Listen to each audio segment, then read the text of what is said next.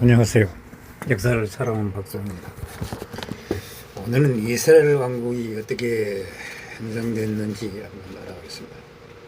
현재 10세기 사울이 왕이 오르면서 시작된 이스라엘 왕국은 유명한 다윗 왕과 솔로몬 왕의 치하에 전성기를 맞았습니다. 다윗은 일생에 걸쳐 수십 번의 전쟁을 통해 12지파로 갈라진 히브리 민족을 통일하고 뛰어난 용병술을 자랑하는 그 군대 장관 요압을 앞세워 지방국을 분단합니다. 하지만 솔로몬 사후 그 아들 르호보암에게 반기를 든 10지파가 여로보암을 지지하면서 왕국은 분열을 듭니다. 여로보암은 북부의 10지파를 장하여 이스라엘 왕위에 오르고 르호보암은 남부 유다 지파에 베냐민 지파를 장악하여 유다 왕국을 건국하게 됩니다. 히브리 지역은 이렇게 해서 남북으로 갈라지게 되었습니다. 현대적인 의미에서는 다윗 솔로몬 시대의 통일 왕조는 허생이라는 주장이 존재합니다. 여기에 앞서 언급한 부천의 이스라엘 고국하고의 연대관 문제도 걸려있고, 불멸 이후 이스라엘 왕국이 유다 왕국보다 훨씬 강했던 것에서 알 수 있습니다. 예루살렘이 사마리아에 비해서 고고학적으로 뒤처져 있는 지역임에도 이 지역에 다윗이 통일 왕조를 건설했다는 것은 후대에 만들어진 역사상 일 것이라는 주장입니다. 특히 아시아 등 주변 국가에서 이 지역의 지배국을 이스라엘 왕국으로 인정하고 오므리 왕의 이름을 다 오므리 집이라고 지칭한 점이 아시라 왕 살만과 사리독이 레반트 침공을 카르카르 전투에서 격퇴한 것이 이스라엘 왕국의 아합 왕이 주도한 연합군이었습니다. 이스라엘 왕국 교도소를 뒷받침하고 있습니다. 이 주장에 따르면 유다 왕국은 이스라엘 왕국의 속복에 불과한 약속으로 비정하고 있습니다. 물론 치열한 논쟁이 있는 분들에게 단언할 수는 없습니다. 다만 통일 왕조가 있었다고 보더라도 그 중심이 지를 게실라 베델 등으로 달리 보기도 합니다. 다만 과잉 해석을 막기 위해 첨언하자면 텔담 비문의 내용으로 봐 적어도 남유다에서는 다윗이라는 인물이 역사적으로 설정됐으며 자신들의 조상이라 주장하고 있습니다. 지금국도 이를 들어오고 있음이 분명합니다. 따라서 다윗이라는 인물이 일단 어떤 형태로든 있었고 유다 집단을 중심으로 어떤 영웅적인 역할을 했는 가능성은 높습니다. 특히 통일 시대 북이스라엘 남유다 모두 통틀어서 다윗 왕조만이 수백 년이 지속되었음을 상기하여 다윗이 누구시 되도록 왕위를 맡을 자격을 인정받을 정도로 다윗에게 큰 업적이 있었을 수밖에 없습니다. 아무튼 부르게 이스라엘에게 남유다 공동적 황실을 모신다는 의식이 있었습니다. 텔담 비문 모압 석비 메사 석비 등의 내용으로 암몬 모압 에돔 팔레스타인 등 주변국들과 싸우면서 지냈던 모습을 보이며 아시아의 기록에 따르면 북이스라엘은 전차 2000대를 운영하는 지역 강국이었다고 합니다. 그러나 그것을 주변의 강국과는 비교할 수 없는 수준이었고 공격이 강했던 북이스라엘 왕국이 도리어 아시아와 이집트 사이의 예교전에 얽히면서 군대적으로 정책에다 반대표의 국왕이 빈번하게 암살을 당하는 등 혼란을 겪고 국외에서는 그로 인해 본복이 잦은 예교 정책으로 끝내 아시아에게 지키게 되었기로 유다 왕국보다 먼저 아시아에 멸망하였습니다. 유다 왕국은 이에 대해 종교적 타락이 원인이라고 주장하면서 히지키야와 요시야를 중시로 종교 계획을 실행하며 나름대로 자고치고 찾아 요시야의 사망 이후 이집트 아시아의 신바빌로니 등 강들이 휘둘러 11년이 신세가 되었습니다. 신바벨로니아 멸망, 결국 신바벨로니아 멸망당하고 맙니다. 오늘의 히브리인들은 이스라엘 왕국의 후손이 사마리아인 유다 왕국의 후손 유대인으로 나르게 됩니다. 유대인들은 바빌론 요소를 같이 유대 아람어를 익혀 사용하게 됩니다. 그리고 이 시기 유대인들은 자신들의 신앙을 정체성을 의지하는 수단을 삼게 됩니다. 이런 고대 근동 역사에서는 상당히 특이한 현상입니다. 근동에서는 국가와 신을 동일시하여 국가가 몇 명 없이 동안 사라진다고 생각하였습니다. 그러나 유대인의 집단은 국가 몇 명 이외에도 야훼의 신앙을 유지했고 오히려 유리신교의 개항이 완성 단계에 제거되었습니다. 바빌론 요소가 또한 저라스 교회를 비롯한 제국 신앙의 영향을 받아 전교적으로 많은 변화를 겪었다고 보기도 하는데 확실치 않는 부분도 있습니다.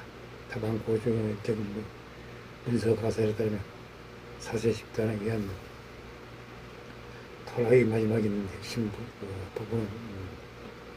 부분이 이때 완성되었을 것이라고 보고 있습니다. 오랜 세월이 지난 후 아케메네스 왕조가 페르시아가 바빌로니아를 무찌고 지역의 강국으로 떠납니다. 이때 아케메네스 왕조의 키루스 2세는 유대인들에게 원래 살았던 땅으로 돌아갈 수 있도록 조치하였습니다. 유대인들은 이스라엘 땅으로 돌아가 예루살렘 성소를 제공하였습니다. 이것이 구약 성서 에스라서와 느헤미야서의 이야기입니다. 페르시아 지하에서는 관명 정책 덕분에 그런 평화롭게 지낼 수 있었습니다.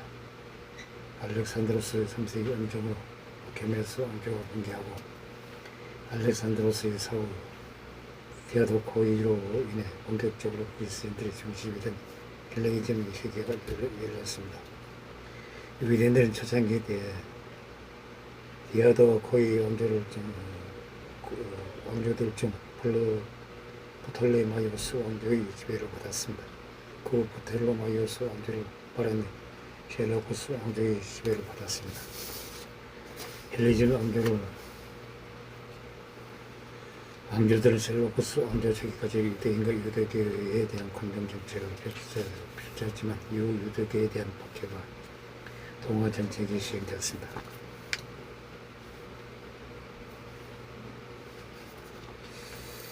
예루살렘 신전을 설계해버리고 그 자리에서 제우스 신전을 세우는 등 강압적 지배를 하였습니다. 이게 유대인들의 반란을 일으켰습니다. 하스몬 왕조의 나케보오카 마카비 전쟁을 일으켜 유대인들은 그리스의 지배에서 벗어 왕국을 세우고 성전을 재건축하였습니다. 유덕의 명절 한국화는 이때 성전을 새로 세우고 봉헌한 것을 기념하는 날입니다. BC 1세기경에 벌써 이집트 등의 유대인 공동체들이 존재하였습니다. 특히 당시 세계 문화의 중심지였던 알렉산드리아 성대한 유대인 공동체가 무척 커서 인구의 40% 유대인이었습니다. BC 3세기, 2세기경에 히브리어 구약 성경을 그리스어로 번역한 76편 성경이 저술됐던 것을 보면 당시 이미 유대인으로서의 정치적 정체성은 유지하면서도 히브리어가 아닌 그리스어 성경이 표를 할 정도 헬레니즘 문화가 진행되었습니다. 또 70원의 성경에서 히브리어 원어가 아닌 처음부터 그리스어로 서술된 문헌들이 포함되어 있습니다. 이는 헬레니즘과 유대인 집단이 자체적인 병교적 전통을 만들어낼 정도 오래되고 정체성 있는 집단이었음을 알려주고 있습니다. 하스몬 왕조의 짧은 독립과 로마의 마케도니아 왕국의 붕괴 후 잠시 들어섰던 유대 독립군은 BC 66년, 62년에 폼베오스의 동무 언역을 무너지고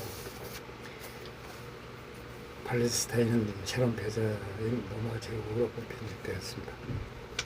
그들은 로마 제국의 국민이었기 때문에 자유롭게 이주할 수 있었으며 고대 지중해 하나의 커다란 경제적 관적을 이루고 있어서 권력계에서 그러고 잦았던 정도 요인입니다.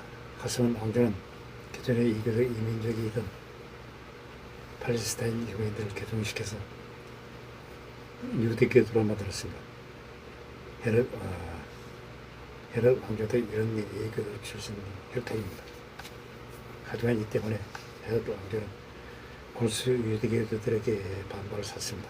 하스만 왕조는 분열과 세태를 거부하였습니다. 이 위기를 놓치지 않는 로마 제국은 유대를 삼켜버리고 맙니다.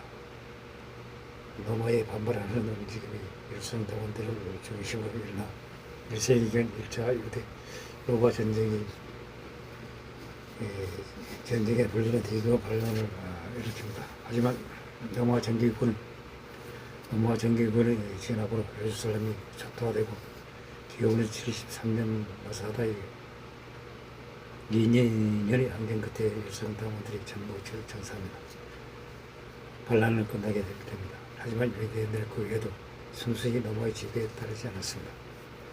결국 서기 132년에 대규모 반란을 또 일으켰다고 표대합니다. 이런 대규모 반란 말고도 115년부터 117년에 있었던 퀴에투스 전쟁을 비롯한 작은 반란이 많이 일어나서 로마는 다른 속주와는 비교도 안 되는 크기의 유대 속주에게 밀기의 군대를 상륙시켜만 하였습니다. 그럼에도 로마가 유대 속주를 완전히 포기할 수 없던 이유가 있었습니다. 유대 지정학상 이집트와 시리아를 이어주는 중견 침묵이었습니다. 로마 제국에서 가장 중요한 농업 생산지이자 경제적 거점 중 하나인 이집트와 가상적국 비로인 파르티아를 얻는 제전성이자 동서중계 무역의 거점인 시랄 육로를 이어주는 것이 바로 유대 땅이었습니다. 이곳을 확보하지 못한 이집트와 시리아의 육로 교통이 사실상 단절되고 이는 당내의 로마에게 심각한 문제가 되었습니다. 그래서 반란을 감수하면서 계속 병력을 상륙시키며 유대 땅을 지배했다고 합니다. 초기 기독교는 유대교의 새로운 분파로서 시작했기에 유대인들에게 대한 전도부터 시작했습니다. 특히 국교였던 그리스도를 이미 사용하고 있는 유대인 집단이 지중해 권력 곳곳에 자리 잡고 있었기에 전파가 올라오게 떨어진 기독교를 세계 종교로 만든 하나의 요인이었습니다. 기독교가 퍼지기 시작한 AD 3세기경에 로마 시내 곳곳에 유대인들이 집단 거주지 개토가 존재하였습니다. 그리고 유대인이 반란 시도와 그 좌절은 오늘날 그리스도의 파운드리가 유대교에서 부를 수 있던 역사적 계기라는 평가가 또 있습니다. 그리고 팔레스타인에게 인해 살던 상당수 유대인들은 로마 지하에서 만난 수가 기독교인이 되었습니다. 그럼에도 불구하고 유대인들의 불만은 식지 않았습니다. 바르코 오바 반란으로부터 500년 가까이 지난 동로와 페르시아 전쟁 독립 단계로 시리아 속주는 전략 요충지였습니다. 유대인들은 페르시아와 일작하여 예루살렘을 3주 동안 포위하고 결국 무역 입성에 성공하였다고 합니다.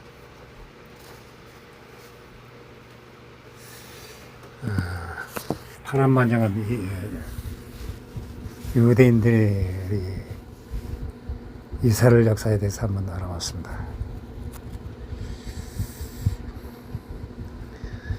이상